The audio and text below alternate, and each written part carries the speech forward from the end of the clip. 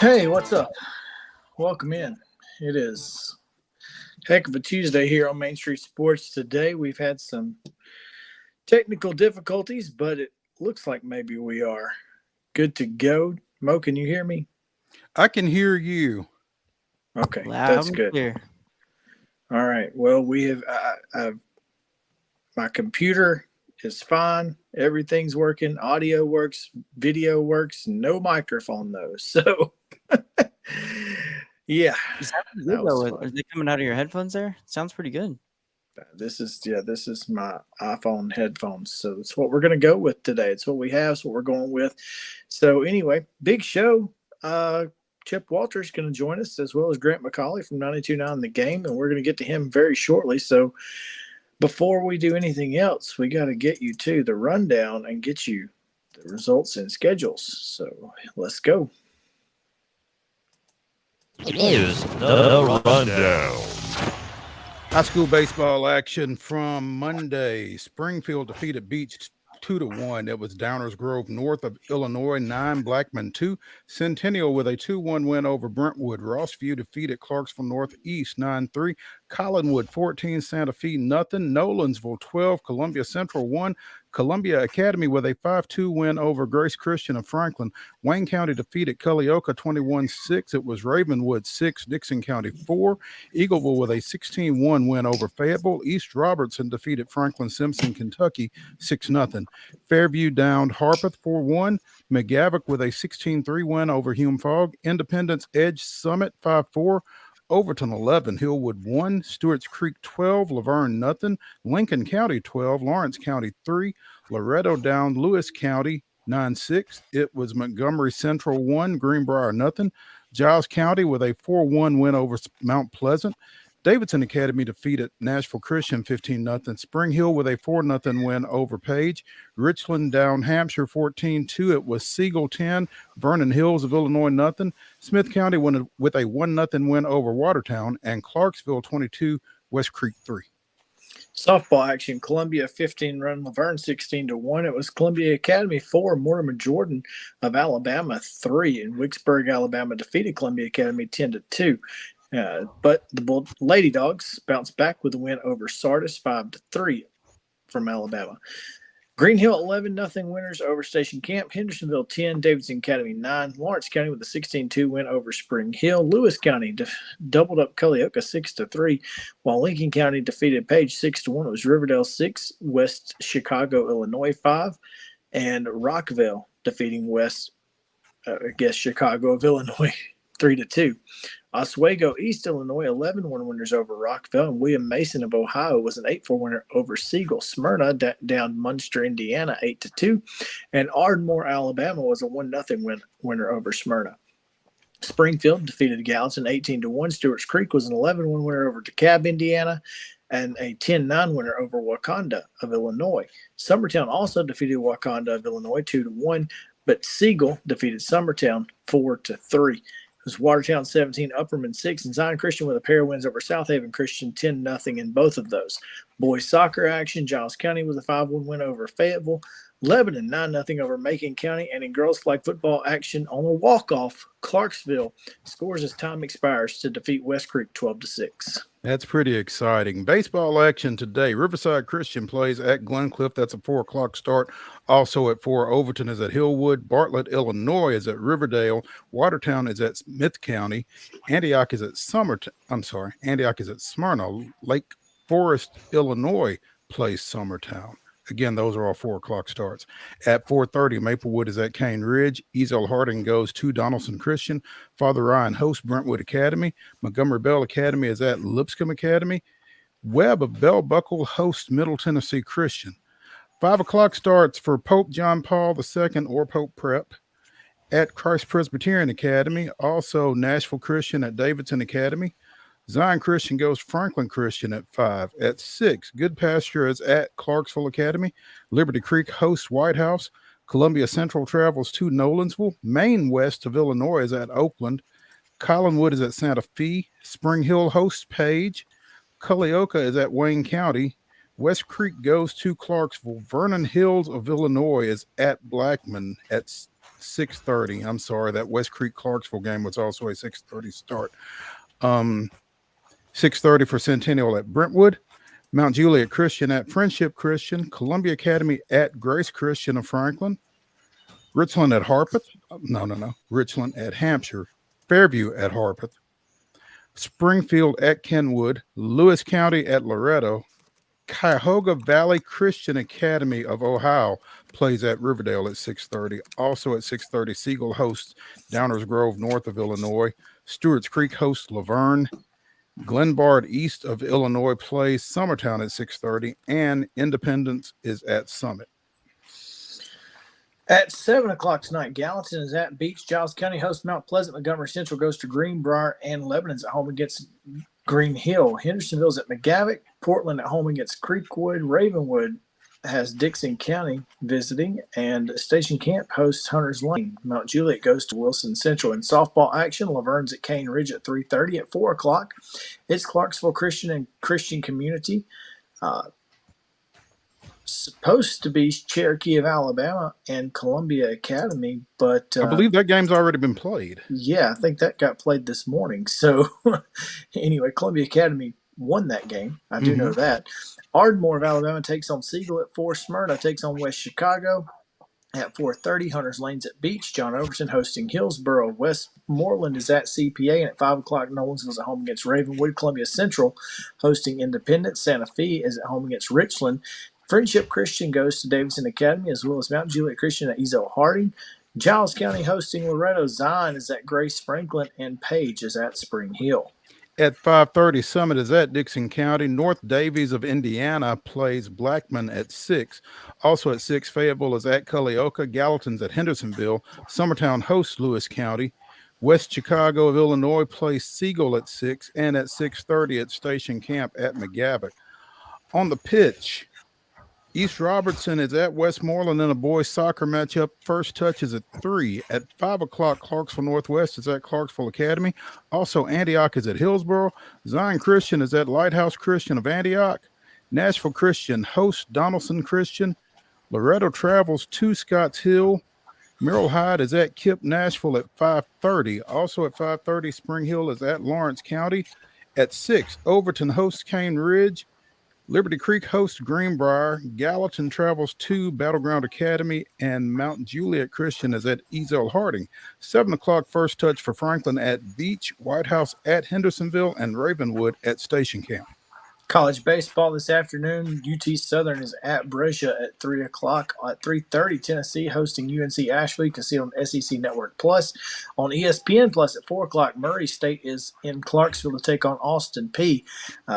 Presumably with their manager. I don't know how that goes. Yeah. Middle Tennessee State takes on Alabama at Toyota Field in Huntsville. You can see that on the Rocket City Trash Pandas YouTube channel. That starts at 6 o'clock. Lipscomb is at Vanderbilt. The game at First Horizon was postponed and had to be moved to Vanderbilt. So that's a 6 p.m. first pitch on SEC Network Plus, and all ticket sales are going to be donated to the Caring for Covenant Fund. So get out there if you have not made plans already. Junior college play today. Vol State takes on Cumberland's JV. It's a doubleheader, started at 2 o'clock. And Columbia State is down in Decatur, taking on Calhoun Community College of Alabama, also started at 2. Softball today, East Tennessee State's at Tennessee. That's a 5 p.m. first pitch on SEC Network Plus. NHL action tonight. Preds are up in Boston to take on the Bruins on Valley Sports South. That's a 6 p.m. puck drop. And in the association, the Grizzlies host the Magic, 7 p.m. Valley Sports Southeast, and that is your rundown.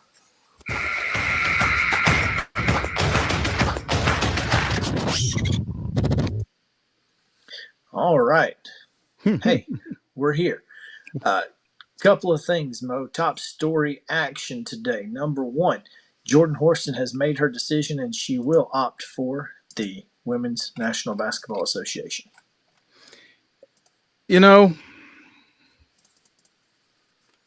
you can't blame her. You don't want to be disappointed about a person following their dream, that kind of thing. I mean, when you look at what UT could be with her, Rakia Jackson and Tamari Key coming back, you think that's a great nucleus right there for them to make another deep run. But at the same time, again, she's going to be great at the next level. Looking forward to seeing her up there. Again, projected as the number 3 pick in the upcoming WNBA draft. That's tough to turn down. Yeah, no doubt. So congrats to Jordan. She's going to be fantastic in the league, and hopefully she'll have a couple of Tennessee players joining her at the next level in a year. Obviously, a couple wins last night. South Carolina and Virginia Tech claiming their spots in the women's basketball Final Four. South Carolina will take on Iowa. Sorry, and it's okay. Virginia Tech has LSU. Both Kim Mulkey and Dawn Staley awfully complimentary of one another and the SEC in their post-game interviews. So how about that? I think those are going to be 2 great ball games, man. And if you've not had a chance to see Virginia Tech, you may not be very familiar with the Hokies. I think most of the talk out of the ACC kind of centered around Notre Dame and Duke. And yet they were a 1 seed. Yeah, this Hokie, yeah, but I mean they were a 1? Yeah, they were the 1. They were the 1 with Tennessee the 4, and then of course you had UConn and Ohio State the 2 and 3, which is again the toughest region in women's basketball history. Yeah, but this Virginia Tech team, I've watched them this weekend. First time I've really watched them. Obviously, I watched the first half against UT. I watched most of the game last night against Ohio State, and that guard Georgia Amore, she legit. is She is absolutely legit. She's from Australia, has a rugby background, and plays like it. Got hit, involved in a first half collision. Looked like she hit her head, had to be helped off the court, and was back in the game within like 5 minutes and dropping dimes and draining threes. I mean, she's a problem, man. She's fun to watch. No shortage of star power in the women's Final Four when you're talking about Aaliyah Boston, Angel Reese, Caitlin Clark, and, of course, Georgia Moore. This is going to be a fantastic tournament. Looking forward to the semifinals and whoever the finals may be, though. Kim Mulkey's already penciled in South Carolina. I don't know. Well, I mean, as folks have pointed out, I mean, South Carolina is the only one of the three that have been to the Final Four in recent 20 memory plus for years. sure. So, Yeah. I mean, it's theirs until somebody beats them, I think. Now, Yep. I think this South Carolina-Iowa matchup is one that folks have been looking forward to, and it may not be so much South Carolina-Iowa as it is Aaliyah Boston and Caitlin Clark. No, that's absolutely what everybody's looking forward to. I'm definitely looking forward to it. So, again, women's basketball Final Four this weekend as well. So, if you are unimpressed by the men's teams, some people are. If you're looking for star power, look on the women's side. They've got plenty of it. We'll take our first break of the day. When we come back, Grant McAULEY of 92.9 The Game joins us. So stick around here in the Lee Company studio. We'll return to Main Street Sports Today, presented by Mid-Tennessee Bone and Joint, right after these short messages.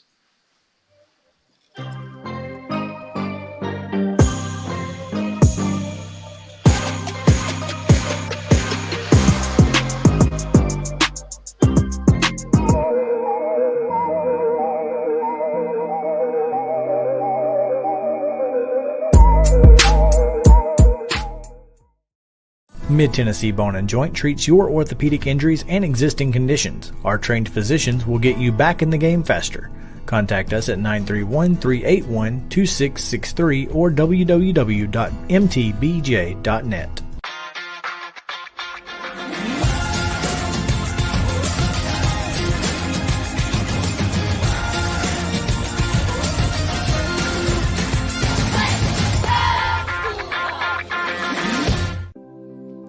Custom Stone Handler supplies over 600 distributors and suppliers with quality stone products. Along with River Stone, we produce and distribute over 100 building, landscape, and other bulk products. Our goal is to provide quality products, service, and partnerships to ensure our customers' success. We firmly believe that the measure of any person or company is how they treat other people and customers. Give them a call at 931-490-4990 or visit CustomStonehandlers.com. With Lee Company technology, the best handymen are hands-off. Lee Company techs have been using visual findings and other smart technology tools for years to add transparency and virtually take customers along. You see what we see, whether we're in a crawl space or on a roof. With Lee Company, technology helps us help you, no matter what's happening in the world or at your house.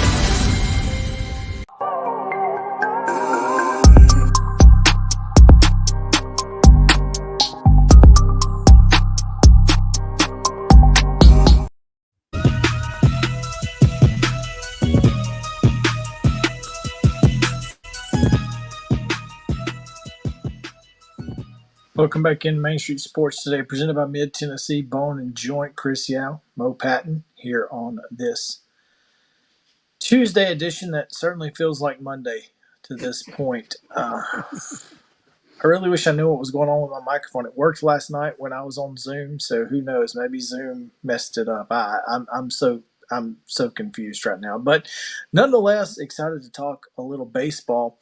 I'm not sure if the Braves game is over just yet, but I hope haven't had so. a chance to. Well, it looks like they're in the sixth inning right now. 6-4 the lead for the Braves. But we get a chance to talk to Braves reporter from 92.9 The Game, Grant McAULEY. Grant, welcome in. Thanks for joining us, man. Hey, absolutely. Thanks for having me. Man, appreciate you taking some time with us. Nice T-shirt. Hey, thank you very much. I try to, mix those up throughout the season. There's a lot of great style out there. I don't know if it's athleisure or just baseball lifestyle stuff, but I think it's a lot of fun.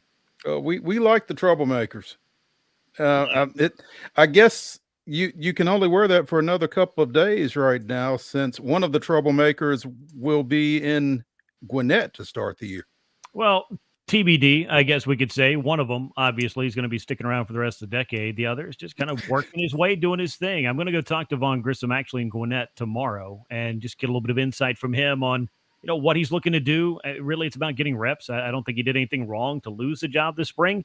The Braves just had to make a decision. I think that was player development oriented. And for Vaughn Grissom, it's a little bit of extra time. For the Braves themselves, they have such a powerful lineup. And I think Orlando Arcia is capable enough, and I think that that's just kind of the way they wanted to start the season. It does not mean they'll get through the whole season that way or end the season with just one shortstop.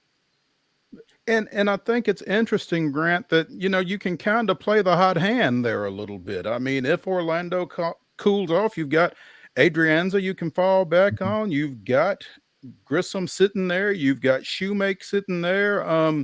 You've got some options.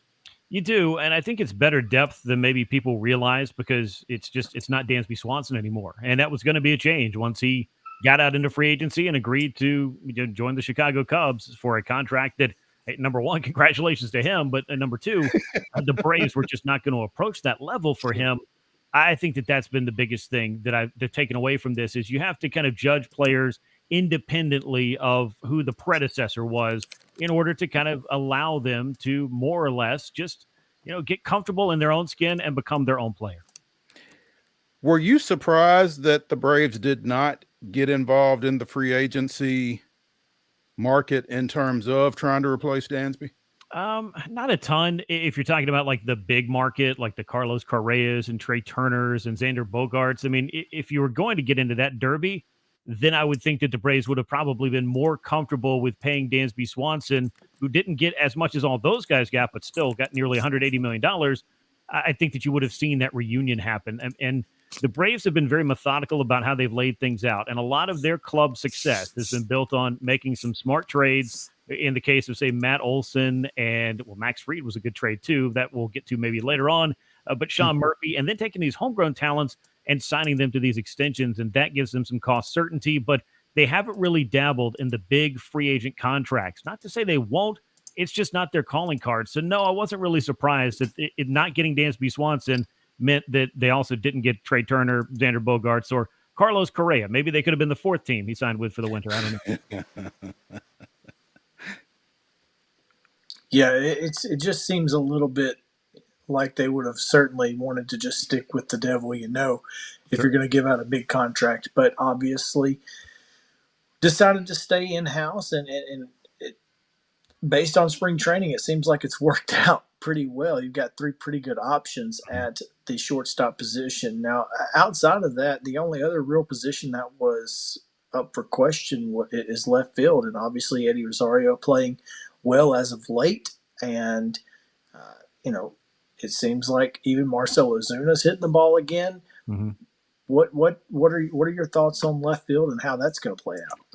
I've said all winter that the biggest thing the Braves needed to see from left field was not necessarily going out and signing somebody else, though there is a case to make for that, but it was getting Eddie Rosario to bounce back from what was really a lost season for him. Like the Eddie Rosario we saw in 2022, that wasn't Eddie Rosario because he could not see for a good portion of the season. And that's something I think is even difficult to come back from when you've had to leave in the midst of the season, go get that procedure, come back. You've got to not only trust your eyes again and kind of get reacclimated, which hearing Eddie talk about it in spring training was still a process, even when he got back. But then you had to physically get back up to speed, and getting thrown into the midst of a pennant race is going to be a pretty tough draw for just about any player that's missed 2 or 3 months. And you've also been worried about your eyes. So to make a long story short, they have $9 million invested in Eddie Rosario for this year. For him to bounce back and be anything close to what he has been over the course of his career, I think that would be more than enough production for the Braves in left field. But they also threw, I think, a lot of quality depth at it by making some signings and trades that gave them options just in case everything went sideways.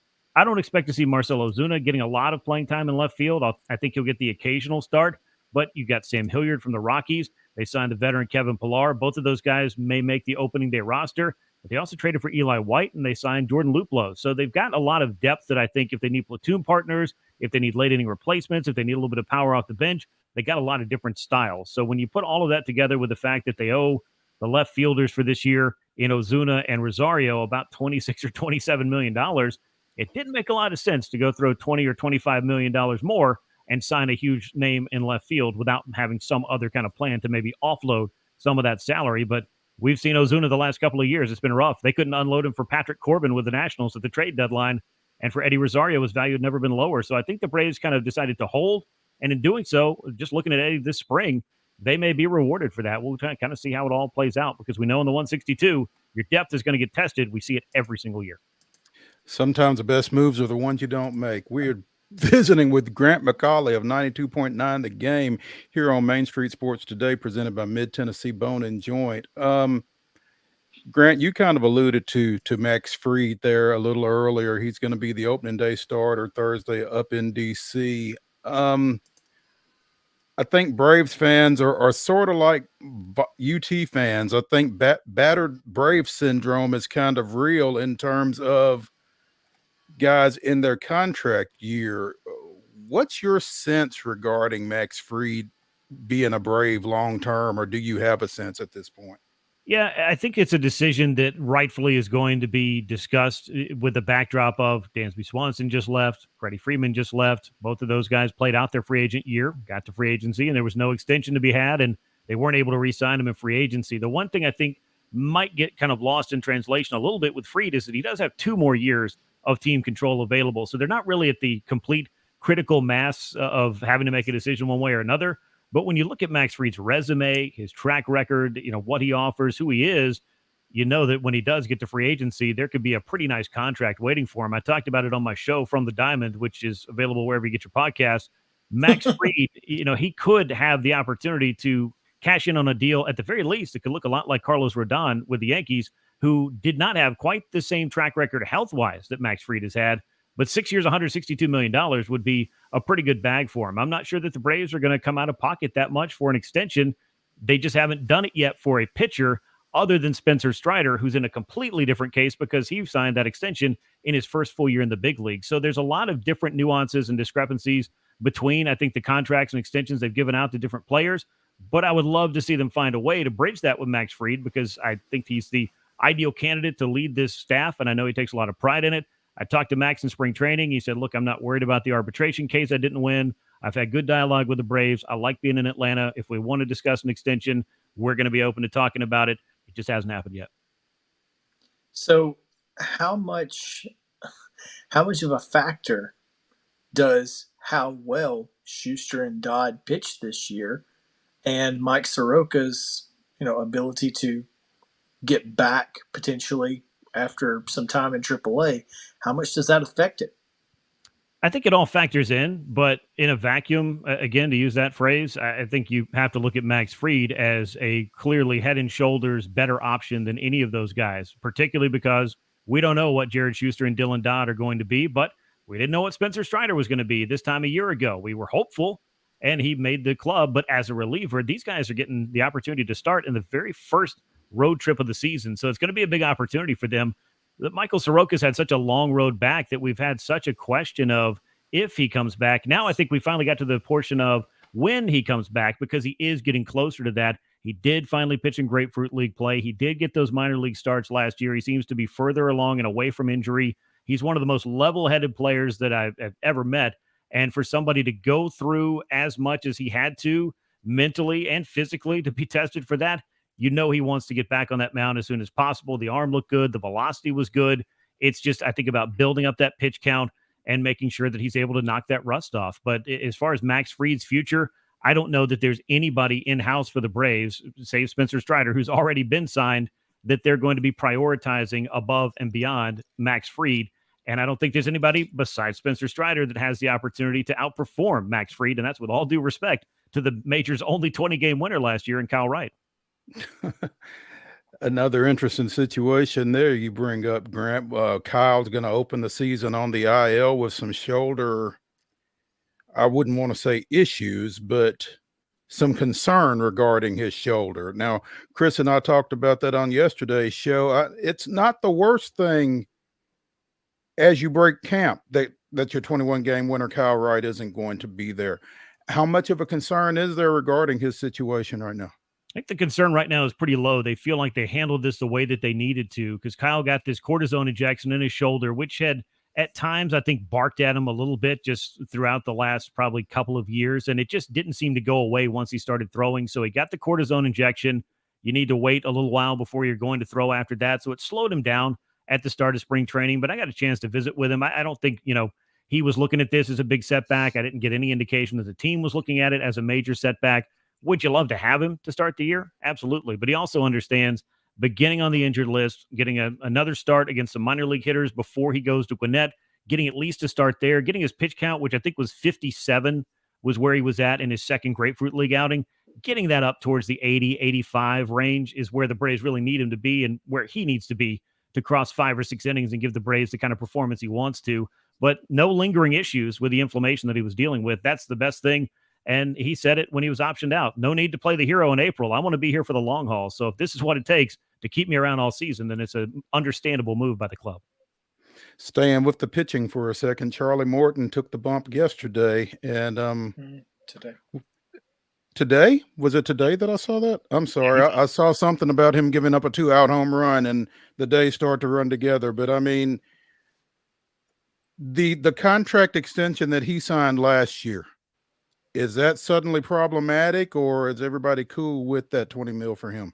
Yeah, I don't think it was. And when you looked at how expensive starting pitching got when you're out on the free agent market, and the fact that the Braves really love Charlie Morton, and last year I think his days kind of ran together when it came to home runs, and that's something that we had not seen out of Charlie. If you go back and look at the course of his career, once he really turned the corner early on when he was with the Pittsburgh Pirates, he gave up a lot of home runs. But by the time that he had gone through Philadelphia briefly, and then got to Houston and Tampa Bay, this is a guy that misses a ton of bats, gets a lot of strikeouts, does not give up a lot of home runs.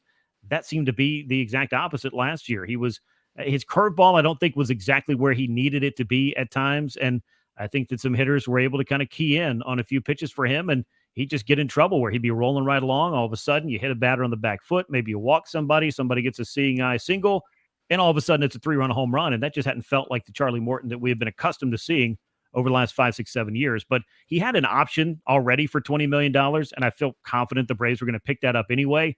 They did the same thing with Travis d'Arnaud, where instead of just picking up the option, they rolled out another multi-year deal with an option so that they were able to kind of bring him back and then more or less have Charlie on retainer. And I think that they're still looking for 180 innings out of him, 200 strikeouts, things he did last year, just trying to keep the ball in the park a little bit more. If it doesn't happen in the spring, I'm not too concerned about it, but I'm interested to see how he's able to make those adjustments in game in the regular season so that he can limit some of that damage, which seemed to be a problem last year. But everybody loves him. They love having him there. He's kind of the elder statesman of that staff, and he's one of the most, I think, thoughtful players that you'll ever meet in any sport. So having him around and for the chemistry, I think, of this club is another factor that the Braves are invested in amongst that $20 million.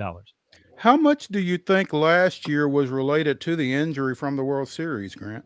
I think that less of the injury and more of the recovery process because of the lockout, that might have been a factor for him, because when the players were locked out, there was no Charlie comes to the ballpark and works with the Braves physicians and works with the Braves training staff. He had to rehab the whole thing on his own. And that was something that I found, just from the outside, among the many things I didn't even think about from the lockout that was happening. I mean, that was enough to get everybody's attention. But I do feel like that might have been something that and a short spring training, he might have kind of gotten thrown into the deep end of the pool. And then you feel like you're sucking wind in the first month or two of the year, and making adjustments in season, I think, is harder than people realize, particularly for somebody that has maybe not had to make a lot of adjustments with his pitching style, just trying to figure out how he can go back out there and get that consistency, that command, get that breaking ball working again. That seemed to be the thing that bothered him more than anything physical. It just seemed like maybe it was mechanical, and also just not having the proper amount of time to get himself ready for that season. It's not really as much an excuse because everybody had to deal with it, but I think it had kind of a negative impact across the Braves pitching staff, because I am convinced that by having such a short spring training, that might have contributed to Tyler Matzik hurting his arm and needing Tommy John this year. That's one of the things that came out of the 94-95 strike. It could easily come out of this lockout as well when you're asking big league pitchers to get ready in basically 3 weeks. Now, and that leads me to my final question, the biggest question that I have. Obviously, the bullpen going into spring, we thought was by far the biggest strength of this team. Mm-hmm. How does it look long term? Do you feel like this bullpen is still the strength of this team and will be over the 162? Yeah, I would say as far as strengths of the team, 1A is the offense, 1B is the bullpen. But it's a group that, even with Raisel Iglesias down to open the year, has more than enough candidates to get the high leverage outs that they need to get. If you have the starting rotation of Max Fried, hopefully getting Kyle Wright back sooner than later, but Spencer Strider, Charlie Morton, and whatever you can get from these young rookies, you're going to have that opportunity to put the bullpen in a position to succeed. AJ Minter, I think, can slide into that ninth inning role. If Kirby Yates was a little bit healthier, I would actually kick around the idea of continuing to use Minter the way they did last year, because I feel like he was their most valuable reliever, their best reliever, hands down, like bell to bell. Being able to utilize him in the 7th or 8th to go against the toughest part of the lineup was something I think AJ Minter excelled at last year. So do you want to take that weapon and only use him in the 9th inning? I think that's a question worth asking, and we'll find out, because it may not stay that way, and Raisel Iglesias may not be out for very long, but they do have Kirby Yates. They've got Dylan Lee. They've got a number of other arms. They brought in Joe Jimenez, Lucas Litke. They've got a lot of veterans that can come in and do some big things. Jesse Chavez is back. I think he served a good role in kind of those middle innings as a bridge, but the depth is certainly there. It's better with Iglesias, and hopefully, again, that happens sooner than later, but they are going to be without him for what looks like at least a week or 10 days to start the year. Grant McAULEY with 92.9 The Game out of Atlanta hosts a podcast, as he mentioned, from the Diamond. You can find it wherever fine podcasts are found, and you can find him on Twitter at Grant McAULEY, McAuley. Grant, appreciate you taking some time with us this afternoon, man. Absolutely. I enjoyed it, and hopefully we'll chat throughout the season. Sounds good. All right. All right, we're going to take a break now because the Titans media got some news, or at least some clarification from Rand Carthen, and it's worth mentioning, to say the least. So we'll talk about his interview with Titans media in regards to Kevin Byard and Derrick Henry right after this. So stick around. Main Street Sports Today, presented by Mid-Tennessee Bone, and join us back after this.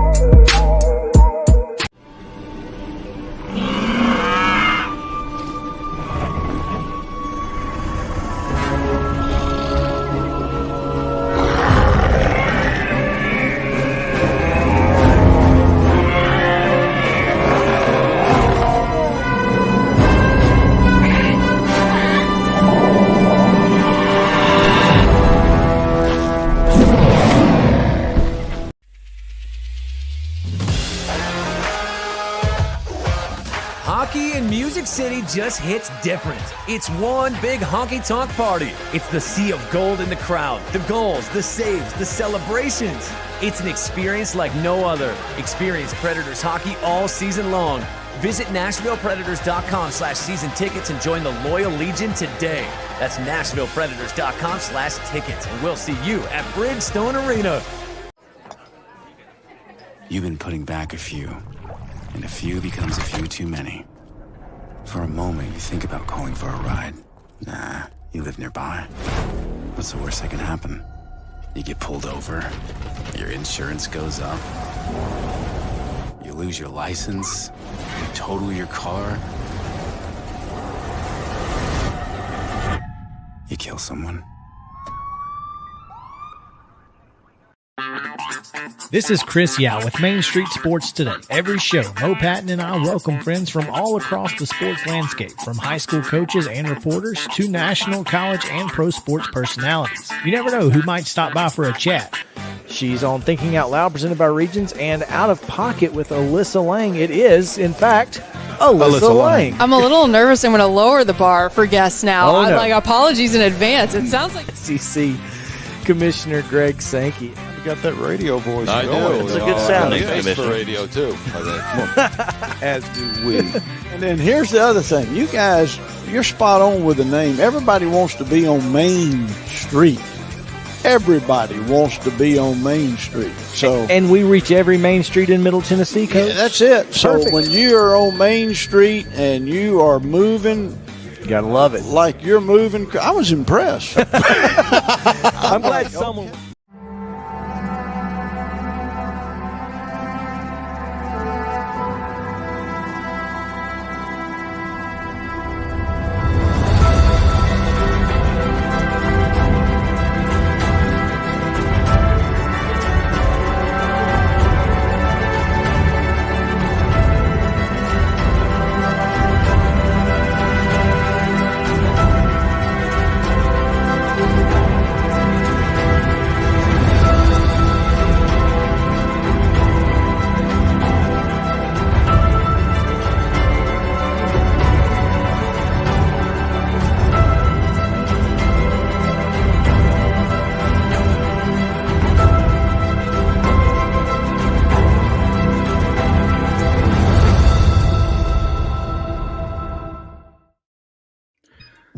March 28th, 1934, Boston Braves middle infielder Rabbit Marinville suffers a broken leg while sliding in at home on an attempted double steal in an exhibition game against the Yankees.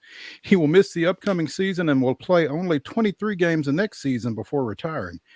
Marinville was later inducted into the Baseball Hall of Fame in 1954. That is this day in Braves history. And if you'd like to sponsor this day in Braves history, get at us. Love to have you. Broke his leg.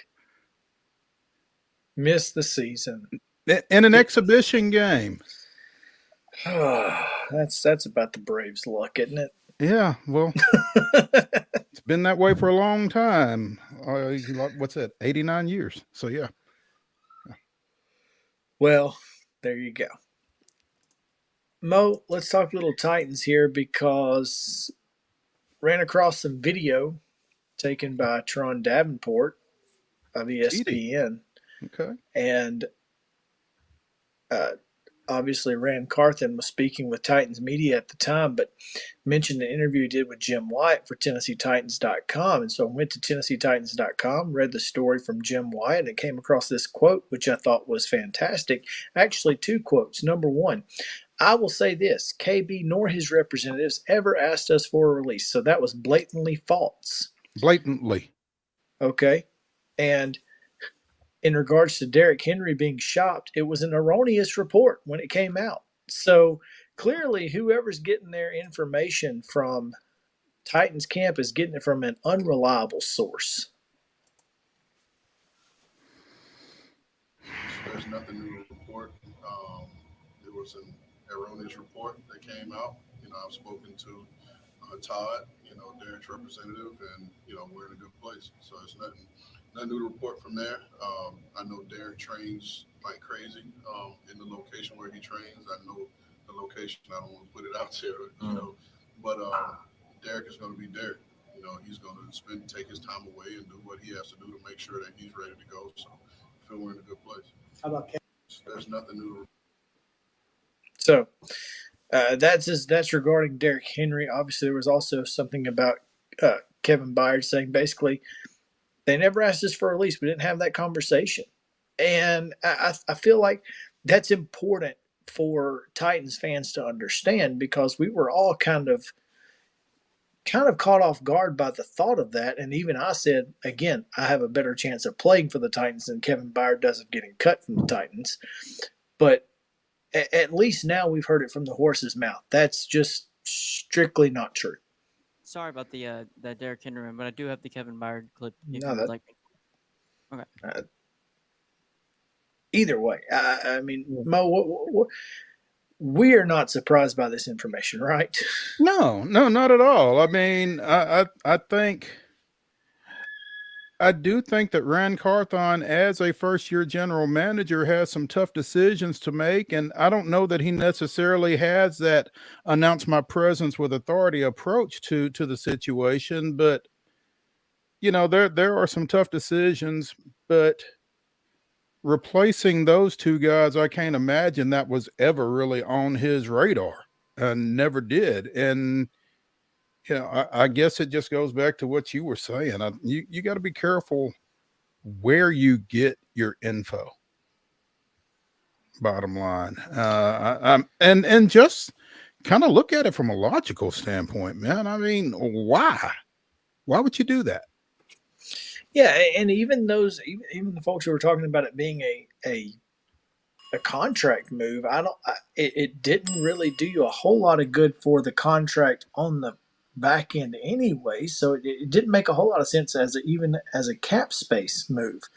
So and Rand did continue on to say that it was important for the Titans to find some extra cap space. I mean, obviously we saw earlier this maybe last week at some point when I showed you that graphic of the three tiers, and the Titans are among the bottom third of the league in cap space, but at least they have some, which they didn't have going into this year. So there's certainly some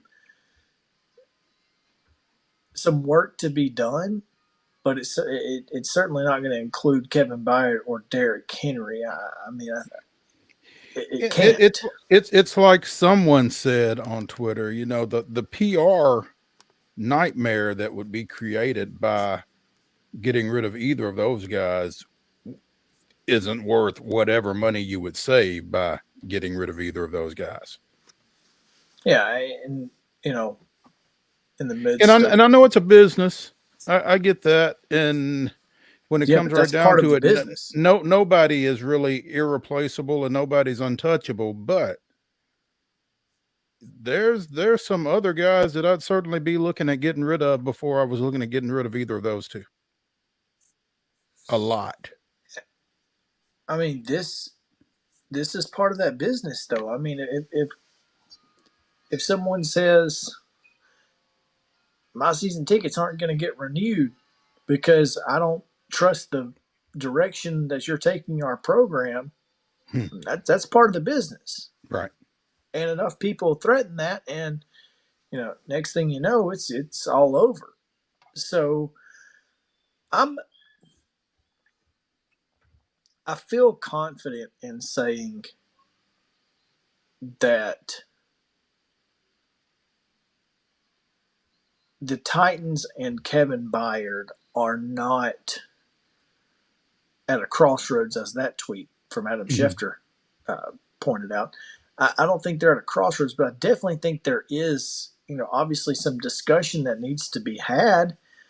And you're talking about, you know, the leader of your defense, the guy who really is kind of the quarterback of that defense as far as, you know, leadership is concerned.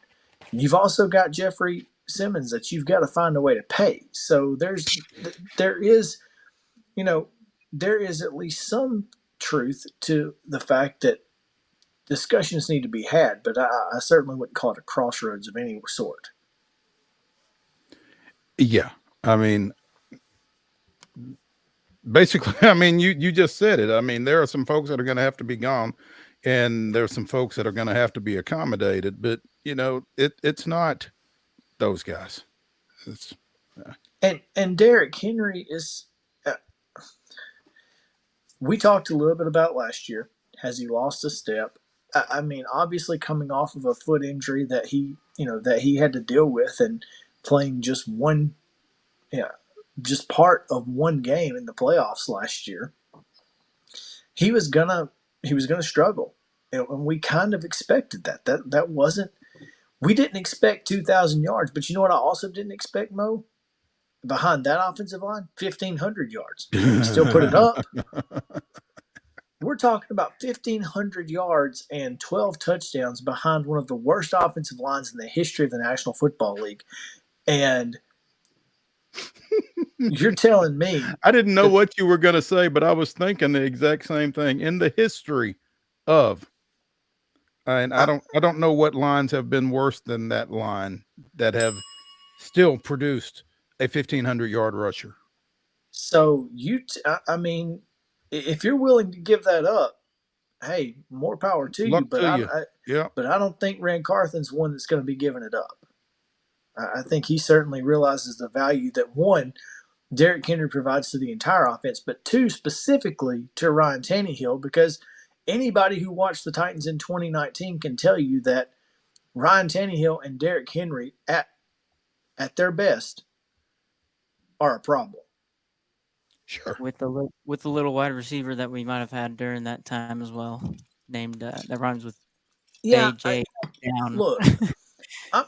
Look, I'm over AJ Brown. I'm not. It is what it is, and I know that AJ was a big part of that team, but he wasn't the number one guy, and he benefited from not being the number one guy on that team.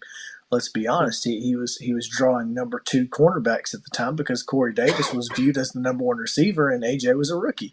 This is not that. I mean, we're talking about, you know, of course, the Titans wide receiver room definitely needs to get better. It doesn't need to be, you know, Traylon Burks and Kyle Phillips as your 1-2. I don't think that's going to scare anybody. But, you know, obviously,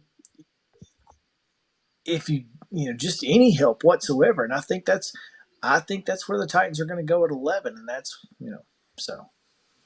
So do you think they'll go 11?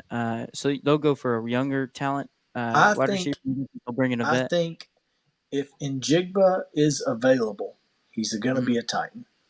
No matter who else is available, I think he's a Titan, no matter what. Even if there's a tackle available. Even if Paris Johnson, is that the kid, the tackle at Ohio State? Either Paris Johnson, Peter Skronsky, any of them. I think if Jackson Njigba is available, he's going to be a Titan. I don't like that.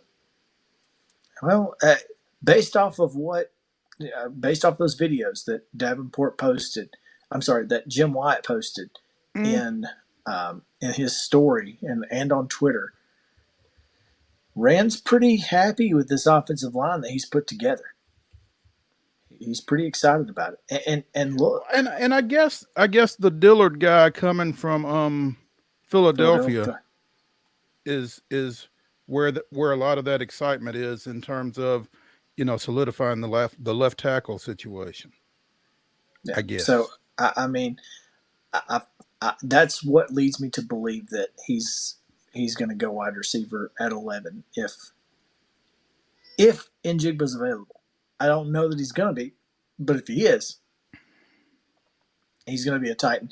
And I think obviously he's going to be a rookie, but I definitely think that's going to be a massive help to the wide receiver room. They need to go like him. And I think people in the league will tell you that if you're going to play a rookie, that's the position where you can most easily get away with doing so.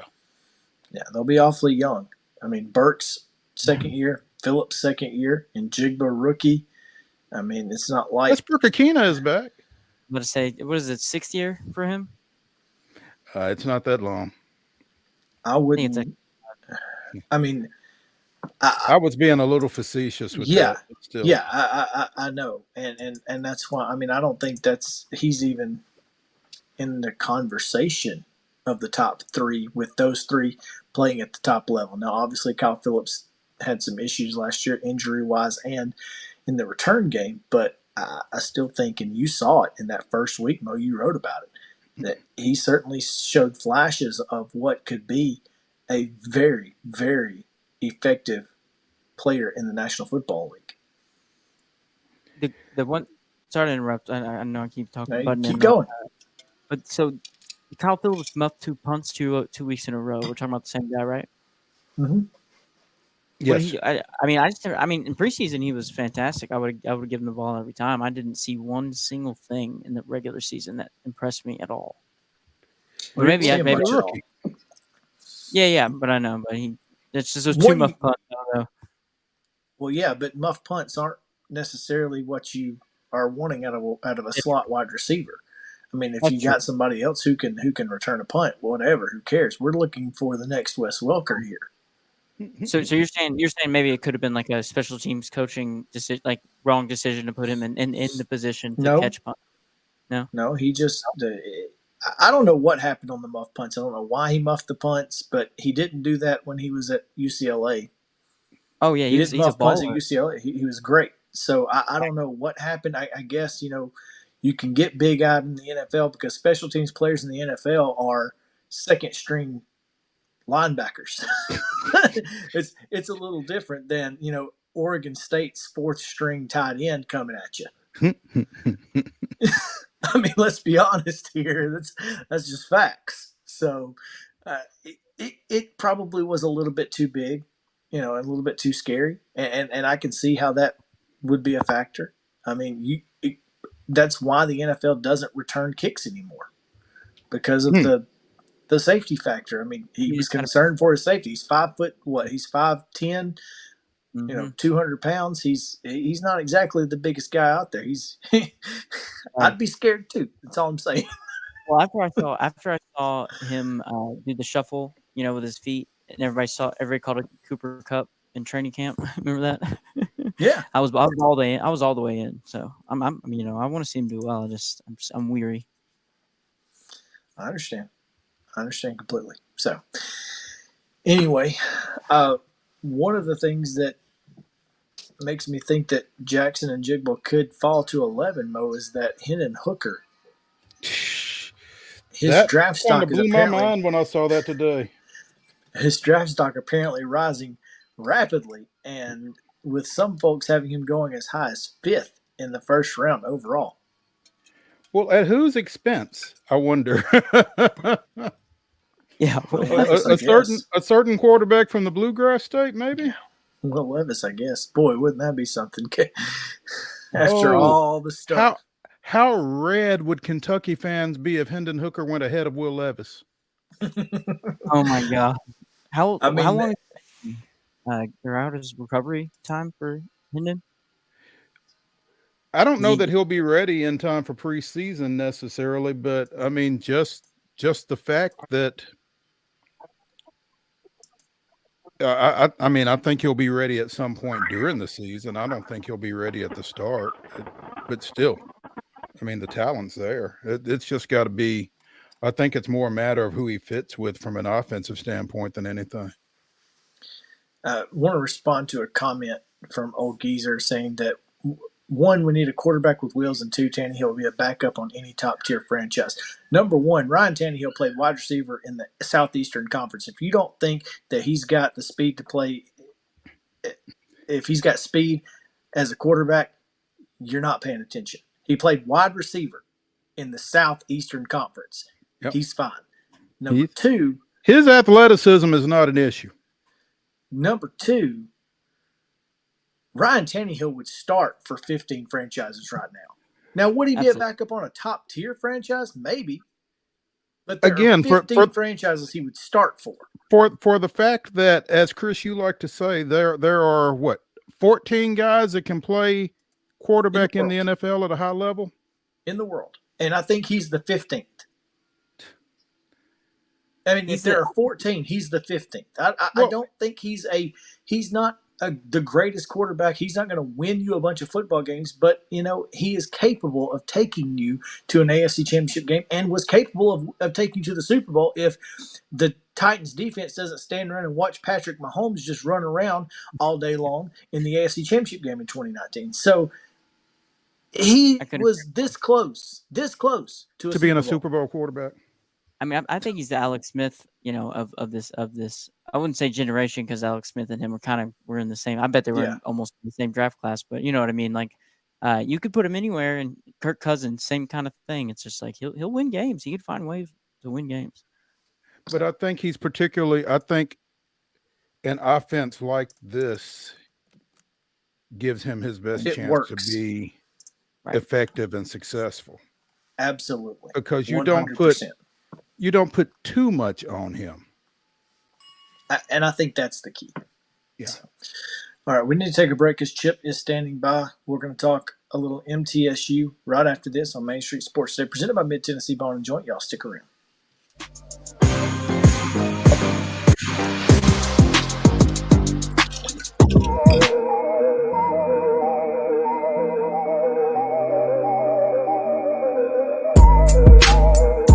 Jones & Lang Sporting Goods here in Columbia has been outfitting teams, officials, and anybody else from T-ball to college for 50-plus years. Be sure and check them out at 931-388-8060 or online at jonesandlang.com. Jones & Lang Sporting Goods, the look of a winner. Zion Christian Academy, zioneagles.org or 931-388-5731. You can schedule your appointment. Go tour their campus. It is beautiful over there, and you're definitely going to want to see it. Again, it's zioneagles.org. Give them a call, 931-388-5731, and schedule your tour today. A game without a crowd is just a scrimmage. A performance without an audience is just a rehearsal. Without your presence, high school sports and the performing arts aren't possible. Ensure that these essential extracurricular activities continue to enrich the lives of students in Tennessee. Purchase a ticket to your local high school's game or performance. This message presented by the TSSAA. Mid-Tennessee Bone and Joint has been the official sports medicine provider for Murray County Schools for more than 40 years. We specialize in orthopedic service, and our Ortho Quick Walk-In Clinic lets you bypass the ER. Visit us online at www.mtbj.net. With Lee Company technology, the best handymen are hands-off. Lee Company techs have been using visual findings and other smart technology tools for years to add transparency and virtually take customers along. You see what we see, whether we're in a crawl space or on a roof. With Lee Company, technology helps us help you, no matter what's happening in the world or at your house.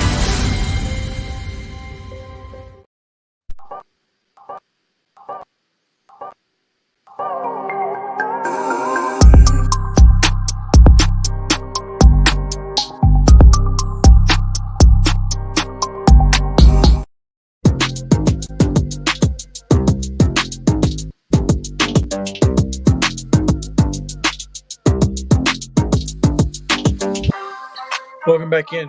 Main Street Sports Day presented by Mid-Tennessee Bone and Joint. Chris Yow alongside Mo Patton. You can follow us on Twitter at @MS_sports today, at Chris Yow 14 and at Mo Patton _sports and at Justin Kulik 12. Don't forget to follow JK, although Kevin Dyson did, so I guess he doesn't really care if you follow him or I not. don't think he cares if anybody else follows him. He's at KT Exactly. Dyson 87 has checked in. Yeah. So, I even said Dr. Comma, wrote him a letter real quick. He followed back. Just like the hero I thought he would be. It was okay, so I got a question as long as we're talking about Twitter. What is the 14, apropos of? It was just it was the number that I used growing up in sports, and honestly 14 is it has.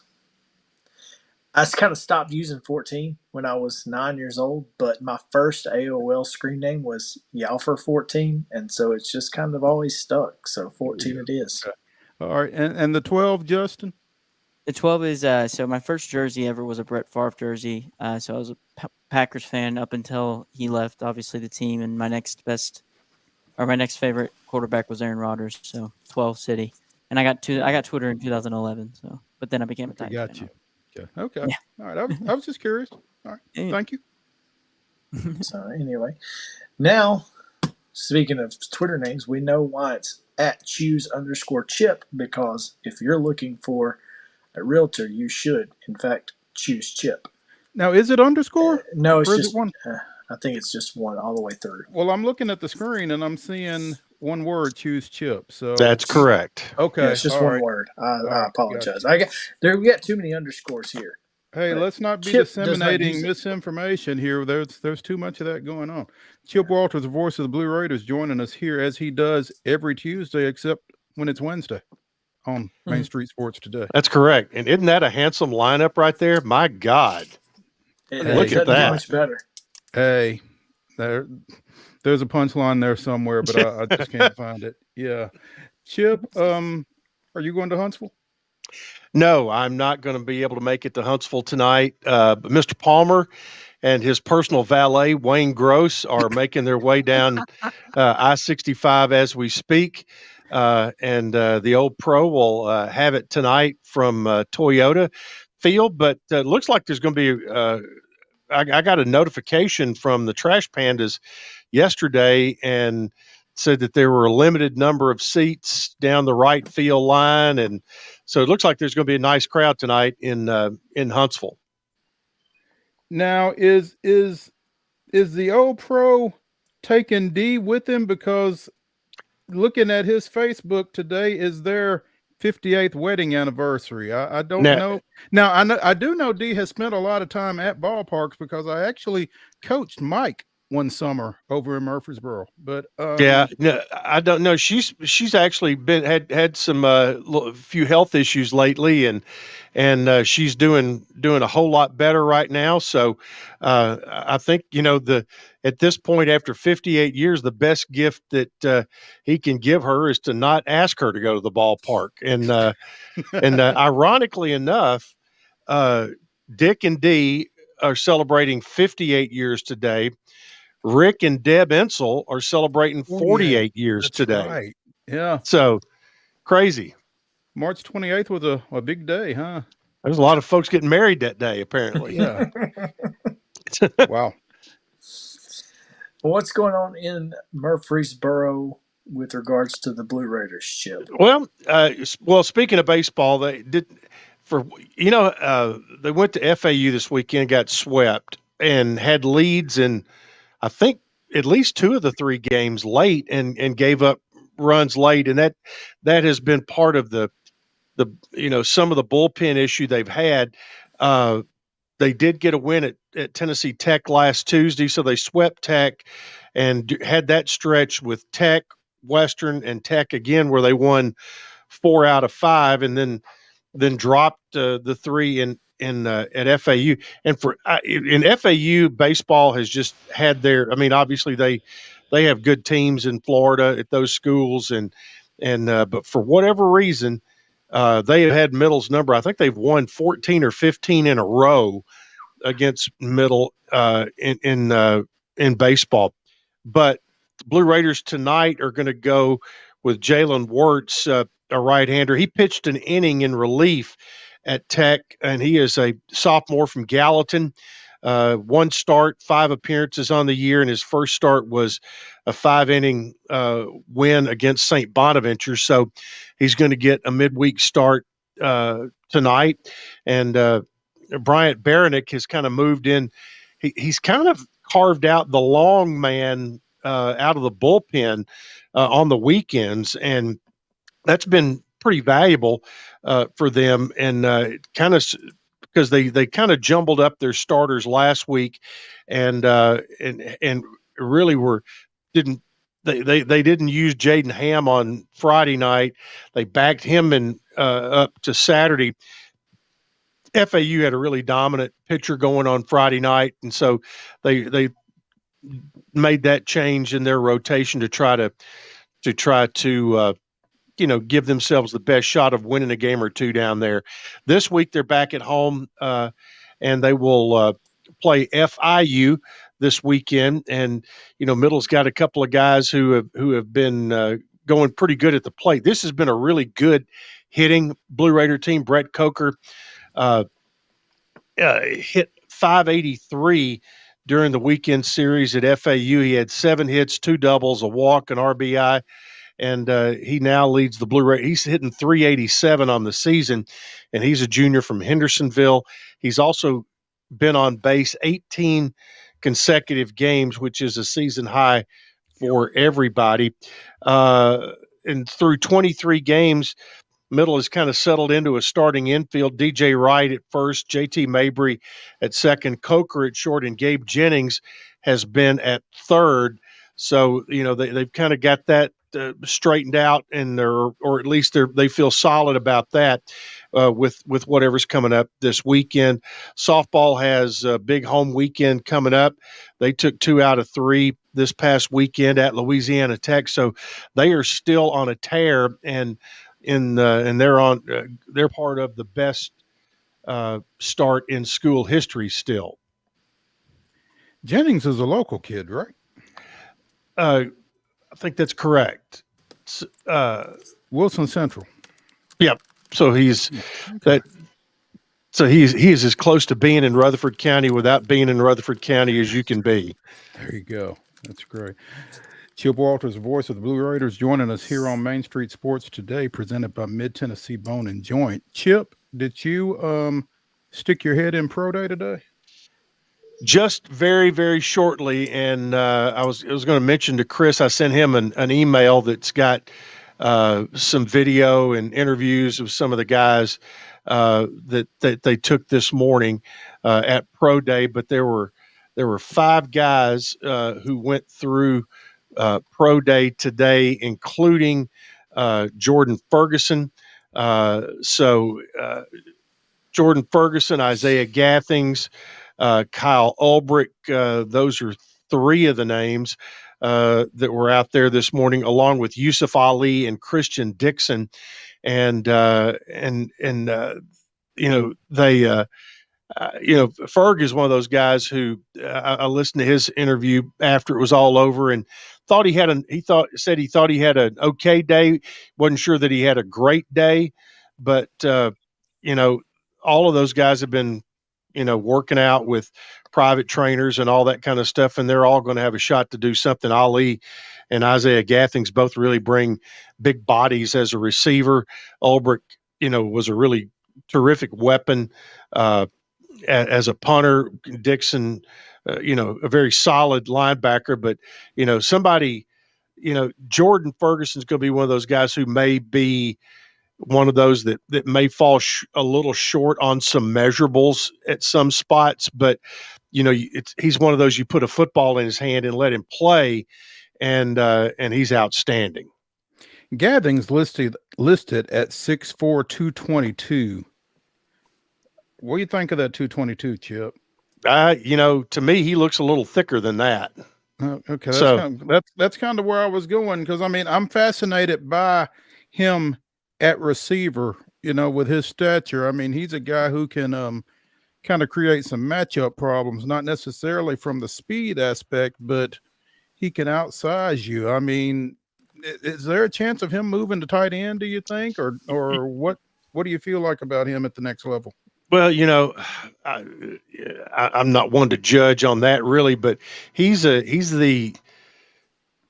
got a frame in Middle's offense that did not have a true tight end. He got put in those type of positions like an H-back or a slot receiver, where if you were running a pro set, where a lot of times you would be asked to, where a tight end would be in there. So, I'm not sure how much more weight he can handle. Even though I think he's a little bit bigger than 222, I'm sure they. I don't know if that's the measurement. Was that what was on the roster number? Or Mm-hmm. Okay, I'm sure he got measured today and weighed again today. So that number, that weight number, could actually be a pre-2022 season weight numbers, which is because when you look at him, he does look a little bit bigger than that. Yeah. Other news out or around Middle Tennessee State, with spring practice kind of, I guess, wrapping up here soon. When will the spring game be? Oh, let me see, what is that date? Like April 15th, I think, tax day. Okay. No, April 18th is tax day this year. And the only reason I know is because my dad's birthday is the 15th. There you go. And which we're all happy about that. But the rules have changed so much, and is that now you've got X number of days to get X number of practices in, and one of the things, because of roster size, transfer portal, things like that, I'm trying to think when the last time Middle actually had a true spring game. They will have some sort of final practice or some sort of thing. Which last year was pretty good. It was just a controlled scrimmage, but they got a lot of plays in, and so that's what it will probably end up being. They haven't announced what all that will be, but I do know that one of the interesting situations is at quarterback. You've got Nick Vattiato coming in. You've got DJ Riles in there. You've got the young man out of the JUCO kid who played at Presbyterian and who started his career at Michigan. He is thrown for just an unbelievable amount of yards, both at Presbyterian. He played for the coach that didn't punt, who was the high school coach in Arkansas that went to Presbyterian. He played for that guy. So, the ball was going up all over the place. So you've got that. Talked to Jeff Beckles, the running back coach, the other day. He said they've got a really competitive room as far as running backs are concerned.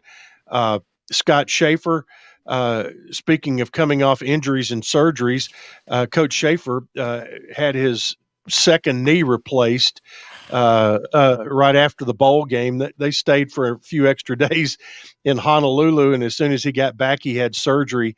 And he says he's doing okay right now. He said, but give him about one more month, and he should be back to regular. And he likes the fact that he's got a core of a veteran group coming back, and they're not having to start everything from ground zero. Chip, the quarterback you were referring to as having played at Michigan Presbyterian and at the JUCO level is Ren Heffley. That's correct. Yes. 6'1", 201, redshirt junior out of Bryant High School over in Arkansas. 2,400, almost 2,500 yards, 24 touchdowns at Northwest Mississippi this past year. The Rangers down in Senatobia. So previously, like you said, threw for 576 yards and 10 touchdowns in a game in 21 at Presbyterian. In a game. Yeah, he was when he signed with Michigan right out of high school and was an all Big Ten academic selection, and that's something that they take pretty serious in the Big Ten, and so he's a really interesting name out there. Mitch Stewart, the offensive coordinator, I ran into him the other day, and he said it's a lot of fun and that there's really good competition in the quarterback room, because you've got you've got Kyle Lowe in there as well. So there's 4 guys who are going to be out there the rest of the spring and going into fall camp. It's going to be fun to watch. I'm excited to see, obviously, next year's Conference USA schedule. The midweek games should be a lot of fun, and yep, it's all. Chip, how does that impact your prep? Boy, and I'll talk to Stock about a Thursday night game. He goes, "Oh, well, that just means that Monday is Wednesday, Tuesday is Thursday, Wednesday is Friday. So you got to do all that. I'm still trying to figure out, okay, when are we going to do? We normally do Stock's radio show on Monday night. On those, when does that happen? Now, and how do we maneuver that? I've still I need to get with some of my colleagues up in the Mid-American Conference and see how they handle those kind of things as well. Had a couple notes for you before getting off today. What was it today I read? Off World Exposure Report for women's basketball. They have named their 4 finalists for the NCAA Women's Basketball Mid-Major Assistant Coach of the Year, and Matt Insel is on that list. He, along with Desma Thomas-Batiste of Cleveland State, Yalisha Jackson of South Florida, and Jack Trosper of Southern Mississippi. So Matt Insel is on a very short list of some of the top women's basketball assistants in the country. Interested in hoops tonight. Conference USA on men's basketball is 15-1 in the postseason right now, with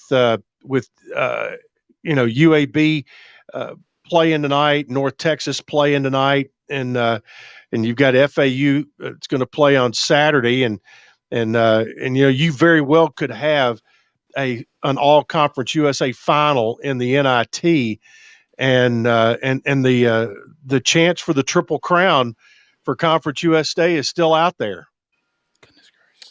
Could be wild. CBI, NIT, and NCAA champions Isn't that coming crazy? from the Conference USA would be insane. And both Conference USA teams are favored tonight, by the way. Yes, they are. Up to a 4-point favorite. So, what is North Texas, about a 2? I think it's 2.5 or 2.5. Okay, I think it's 2.5 now. So that one may be first up. With North Texas and Wisconsin. It may be first to 30 wins. It's old school right there. Chip, as always, we appreciate it. We look forward to talking to you again next week, man. All right. Thanks, guys. Appreciate it. Okay. It's Top 5 Tuesday, presented by our friends at Mid-South 5 Fitness. Top 5 Tuesday each week Mid-South 5 Fitness. Go check out Thalas Still in the Gang at Still Athletes, STEEL Athletes.com, and at Still Athletes on Instagram. Today we talk about our top 5 teams that we would wear their gear, even though we're not fans. Why would we wear it? Because it looks cool. Maybe it's a color scheme. Maybe it's a throwback. Maybe it's just because they got good slogans. I don't know. But here we go. Mo, you got 0 votes in the last poll, so you'll get to go first today. Yes, I wasn't last. Brewers, Milwaukee. Dang it. Really? That's a good one. They That's got your the number best one? hat. They got some good looks. Yeah. That's not a bad one. That is not a bad one. JK, I'm we gonna tied, go, so I'm gonna let you go. you do paper, rock, scissors real quick? No, Or paper, you just go for it. Yeah, you're right. I'm gonna go with honestly, man. I really dig the Baltimore Ravens black on black with the purple. And even Okay. though I know there's stuff going on with the team right now, but I just like that color scheme. I'm gonna go with the Cubs since you took my number 1, Mo. Sorry. It's all good. Number 2. My number 2, I'm going to stay in baseball. It's a little bit of an odd color scheme, but I kind of like it. The Padres. It is a weird color scheme, but I do like it too. Justin? Toronto Blue Jays for me. I love the Blue Jays stuff. It's really nice. I love that we've been a lot of baseball here. I'm going to go college, and I'm going to go Auburn. But the old 93 Terry Bowden Audacity and Awesome stuff, that was always cool. So, nice. My number 3 is probably a little out of character with that neon green, but I'm going with the Seahawks. You like the neon green? See, I feel like it's either way with people, and I'm the other way. It's definitely out there, but I like it. Right. Man, I love the powder blue Chargers uniforms. San Diego, or not San Diego? Excuse me. LA. Yeah, well, that's okay. The Chargers. Okay. Yeah. It's okay. We're not mad at you for no, not at all. I'm gonna go with the Marlins. Their new stuff. The new stuff isn't bad. That teal. The new stuff is really cool. I like it. I gotta look it up. My number 4 and my number 5 are really kind of interchangeable, but I think it kind of goes back to my high school days. I'm going with Arkansas at 4. Okay. I like the logo. I like that maroon. It's a cool logo. Yeah. Nice and simple. It is. This might be cheating, but Oregon Ducks, even though they change their uniform every single week. Well, I mean, it's just their gear. I mean, they got great colors. Yeah, I'm gonna go with them for sure. Then I would definitely wear like a starter jacket of Oregon's old logo with just the duck, like the Daffy Duck looking dude. Yes, I would definitely wear that. You know that's in a thrift shop somewhere. Speaking of starter jackets, my number 4, and I would wear it right now if we had it. Charlotte Hornets. Oh yeah. Now, again, I'm not a big teal fan, but I would make an exception for Charlotte. My number 5 again, maroon, simple. Oklahoma. Not bad. I'm gonna throw a wrench in thing. I'm gonna throw a wrench in things here. I'm gonna go hockey. I'm gonna go the Maple Leaves because it's just clean, man. It is clean. I do. I like the royal blue. I'm with you on that. Man. My number 5, I've got 2 here. I could either go similar to the Marlins or I can go completely out of the ordinary. I think I'm going to go the old Astros. Oh, yes, not with the rainbow across the chest. No. The blue and gold. Like the 90s Astros. With the star that didn't go all the way across. Mm-hmm. Give me the old school Astros. Okay. Got you. So there you go. That's top 5. And we ran through that. We're out of time. And we had to because we're out of time. So we'll see you guys next time on Main Street Sports Day, presented by Mid Tennessee Bone and Joint, 2:00 tomorrow. Come back.